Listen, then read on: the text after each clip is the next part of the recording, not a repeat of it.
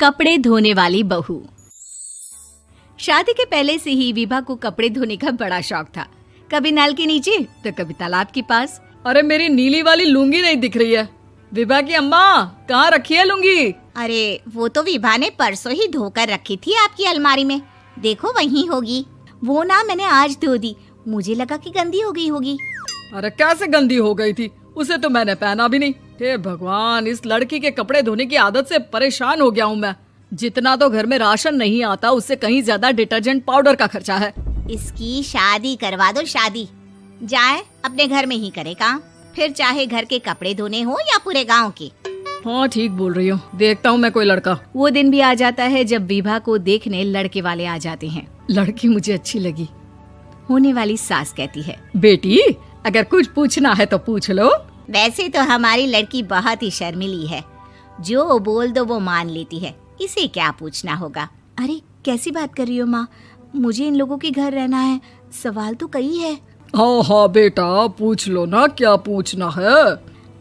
आप लोगों के घर कपड़े कौन धोता है? सास का मुंह बन जाता है। देखो, अगर तुम ये कहना चाहती हो कि तुम्हें कपड़े धोने नहीं आते तो सुन लो, कपड़े मैं ही धोती हूँ, लेकिन तुम्हारे आ जाने के बाद मैं रुमाल तक नहीं धोऊंगी। अरे चुप रहना भाग्यवान, बहू बेचारी घर आई नहीं, उसे डराना शुरू कर दिया। वो क्या है ना बिटिया, अभी तक तो ये कल्लू की माँ ही धोती थी, लेकिन अब तुम्हारे पापा तो दहेज में वॉशिंग मशीन देंगे ही। तभी विभा की माँ बोल पड़ती है, सवाल भी पूछा तो क्या। वैसे भाई साहब, मशीन की तो फिर भी कपड़े धोने की कैपेसिटी होती है। मतलब जो बिटिया दे रहे हैं ना विभा, इसे कपड़े धोने का बहुत शौक है। ये आप लोगों के क्या, आस पड़ोस गांव मोहल्ले सबके कपड़े धो दे और उफ तक ना करे। बाहर देखा नहीं आपने कितने कपड़े सूख रहे हैं? सब हमारी बिटिया ने ही तो धोए हैं। बस भी करो ना माँ, शर्म आ रही इतनी तारीफ सुनकर। और तो और एक दाग निकाल कर दिखाओ तो मान जाऊं। हाँ अच्छा, माफ करना बेटा, मैंने गलत समझा। हमें तो रिश्ता बहुत पसंद है। और ऐसे जुड़ जाता है रिश्ता कपड़े धोने का शौक रखने वाली विभा का। उसकी शादी हो जाती है कोयला फैक्ट्री में काम करने वाले कल्लू के साथ। शादी के बाद अचानक विभा चिल्लाती हुई सास के पास आती है। सासू माँ, अरे सासू माँ कहाँ है आप? ये तो धोखा है, धोखा दिया आप लोगों ने मुझे। इसे ससुर के चक्कर के बारे में पता चल गया। अरे तो उसमें तुझे क्यों धोखा मिला है? अरे नल में पानी नहीं आता, कपड़े कैसे कब धुलेंगे? अच्छा, तू पानी नहीं आ रहा उसकी बात कर रही है। तो आपने क्या सोचा? कुछ नहीं। अच्छा, तेरी माँ ने कहा था कि कपड़े धोने का शौक है तुझे, याद आया मुझे। शौक बोलकर कपड़े धोने वाले मेरे जुनून को कम ना आके सासू माँ, कपड़ा धोना मेरा गुरूर है। तभी पति भी वहाँ आ जाता है। अभी मैंने इसे सनी देओल की फिल्म दिखाई है, उसी के डायलॉग मार रही है माँ। अच्छा सुन, साफ साफ बता रही हूँ, पानी सुबह 4 से 6 और शाम को 10 से 12 आता है, समझी? विभा टाइमिंग सुनकर हैरान हो जाती है। ये क्या भूतों का मोहल्ला है? सुबह 4 बजे उठकर कौन कपड़े धोता है? 4 बजे टंकी में पानी जाता है, फिर सारा दिन धोना ना, किसने मना किया? अरे कैसी बात कर रही हैं? 200 लीटर की टंकी में कितने कपड़े धो लूंगी मैं? सुबह ही उठ जाऊंगी मैं। अब क्या था, विभा सुबह 4 से लेकर रात के 12 बजे तक कपड़े ही धोती रहती। एक रोज सास पड़ोस से निकलकर कहीं जा रही होती है कि साथ वाली कहती है, हाँ कल्लू की माँ, जरा ये बताओ कि 2 साड़ी है, 2 ब्लाउज और एक पेटीकोट और एक नाड़े वाला लंबा कच्छा। हाँ तो? अरे तो क्या, कितना लोगी धुलाई ये बताओ। धोबन दिख रहे हैं हम क्या?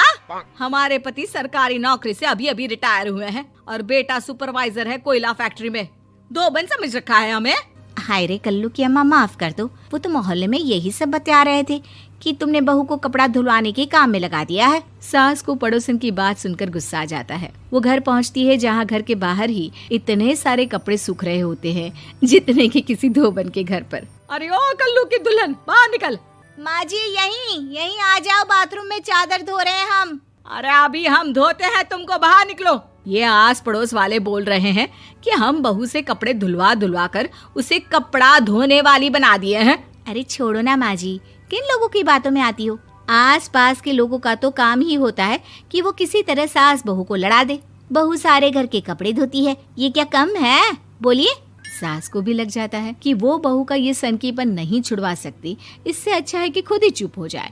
एक रोज सास और बहू मंदिर जाते हैं, जहाँ सास की साड़ी वहाँ खड़ी भीख मांगने वाली से मिलती है। माँ जी क्या बात है, आपकी साड़ी उस भिखारन से कितनी मिल रही है ना? हाँ हाँ देखो तो, दोनों की साड़ी मिल रही है। क्या बात है कल्लू की अम्मा, तुम खुद को तो अफसर की बीवी बताती हो और ऐसी सिंपल सी प्लेन साड़ी पहनकर घूमती हो। सिंपल और प्लेन नहीं है ये साड़ी। तो क्या सोने के धागे से फूल बने हैं?